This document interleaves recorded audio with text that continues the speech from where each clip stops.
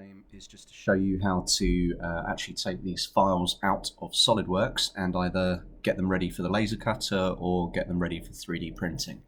So if I look at my model here, I'm intending to laser cut this top panel because it's flat and two-dimensional, and I'm going to laser cut this bottom panel. However, this bit in the middle, which I'll just isolate quickly to show you, I intend to 3D print because it's obviously got its 3 dimensions. It's not just flat, it's got these little features that stick out. And that's the most efficient way to make all of those parts there. So anyway, we'll start with the 3D printing first of all.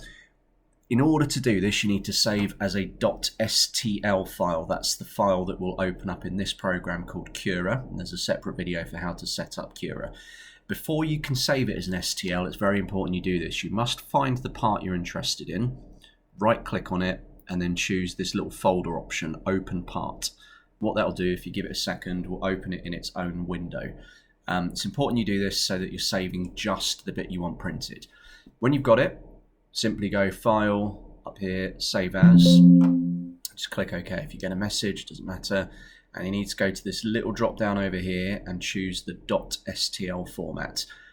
If for any reason that doesn't work, you can also use, they don't actually do it. I was going to say there is another format called OBJ, but that's not on here. So use STL, and then you need to save that somewhere that you're going to be able to find it. Okay, so I'm going to leave it in my SolidWorks sandwich design demo.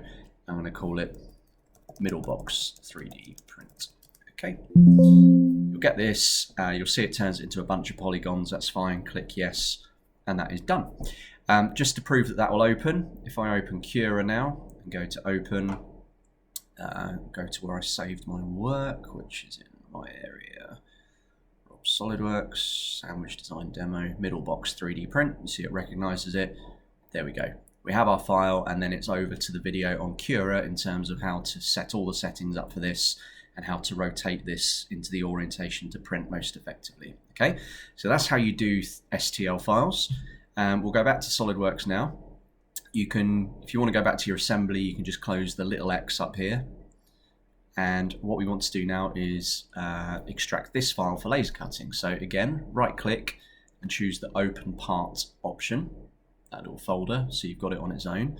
And then you need to click on the face that represents what you want laser cutting. So simply put, I want everything that's blue there, laser cut. Select it, and then right click on it, and you'll see you have this option called Export to DXF. Okay, click OK if you get a message, that's fine. Now this bit's very, very important. Don't just save it. If this is the first time of doing this on your computer, which for most of you it will be, and you need to do this on any new computer, by the way, unless it's, unless you've used it already before. First time you save a DXF, you have to go to Options, and you have to make sure this box is set to, I think, either R12 or R2000, R2002.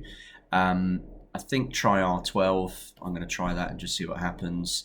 And then save it. Now, the reason I say that is, for some weird reason, in fact, actually, sorry, you have to click. I'll come back to the reason why in a minute. Once you clicked that, then come over here and click this tick. Very important you do. Second, there we go. What it should do then is draw you a preview of your model. If this preview comes out all right, you should be okay at the next step. But anyway, then you can click save, and now that has saved a DXF, which is the format that the laser cutter understands. Anyway, the reason you have to change the file format, like I showed you a second ago, is sometimes if you've drawn curves or wavy lines, the export process doesn't pick them up, and you end up with missing details. And that will be apparent when you load it into the next program, 2D Design. So anyway, what I would do then, go around and export all the panels you need laser cutting. So I also want the back laser cutting, so let's repeat the method. Select it, right click on it, open it in its own window, select the face we want, right click, export to DXF. Okay. We shouldn't need to go to options again because it remembers the last setting. So I've got base of box already. I'm going to call this top of box. Click the tick. Check the preview. Check it looks like we want and we've got all the details, and then click save. Okay, good. Right. Before you can laser cut, there's another step you need to do, and that's load all your files together and tessellate, because with laser cutting, it's far more productive to put all the files together in one place. Now, unfortunately, I don't know if I've got 3D design on here. I'll have a look. I might have to load it on college apps. So you should have, I'm just going to pause the video while I find it. Okay, sorry, so it took me a while to load that. So on the school PCs, you should have an icon called TechSoft Design V3. You can access this through college apps if you need to, although it's a bit flaky. Anyway, so when you've saved your DXFs, you now need to go File, Import.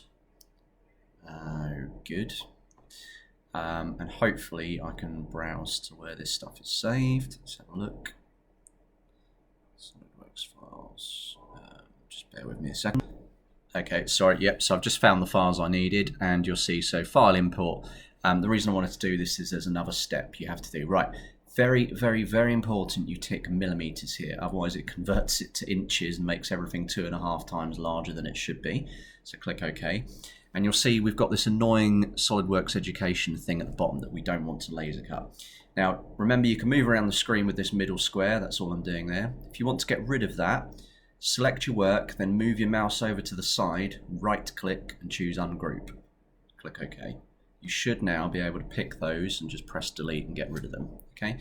That will also ungroup all the other lines. So if you're worried about them coming apart, you can just select it all by dragging a box around it, right-click, and regroup them.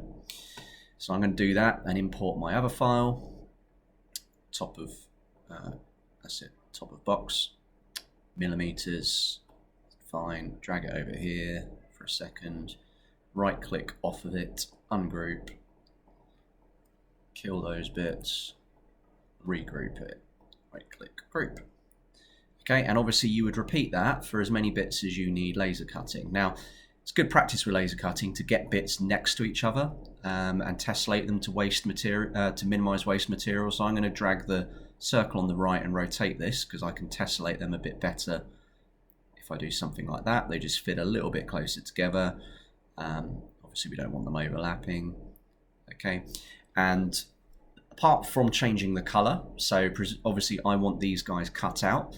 So in our laser cutter, that means we need to select them all and go to line color here and change them to red, because our laser cutter understands red as the format for cutting.